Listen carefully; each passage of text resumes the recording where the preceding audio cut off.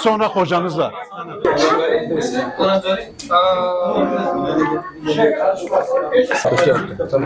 Kalem tıraşı alma. Tamamdır o. Tamam. Tamam.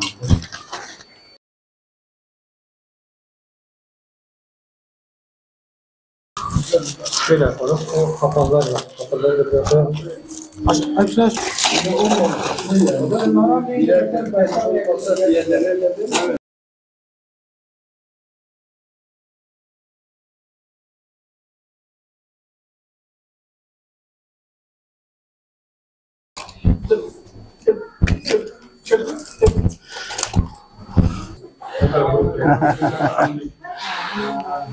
Tamam, çıktılar. Tamam.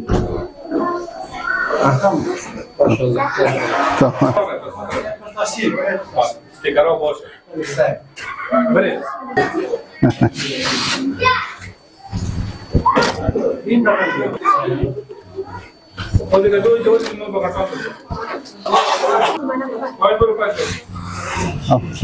Gel.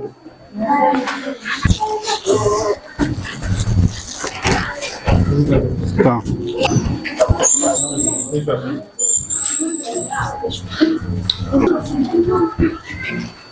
Tamam.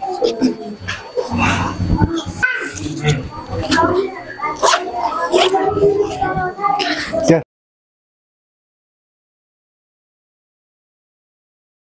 Bismillahirrahmanirrahim. Afganistan'daki ikinci günümüz. Umut Kervanı Vakfı olarak 2023-2024 yılı eğitim öğretim döneminde yarınlara umutla hem yurt içi hem yurt dışına başlatmış olduğumuz kırtasiye projesi kapsamında hayırseverlerimizin bize bağışlamış oldukları kırtasiye projesi için gelen yardımları bugün Afganistan'daki bu medreselerimizde yetim ve ihtiyaç sahibi olan kız öğrencilerimize dağıttık. Allah-u Teala hayırseverlerimizden razı olsun. Gerçekten de ihtiyaç sahibidirler. Onların bu eğitim gördükleri yuvada onları desteklemek hayırseverlerimiz için inşallah hayırlara vesile olur.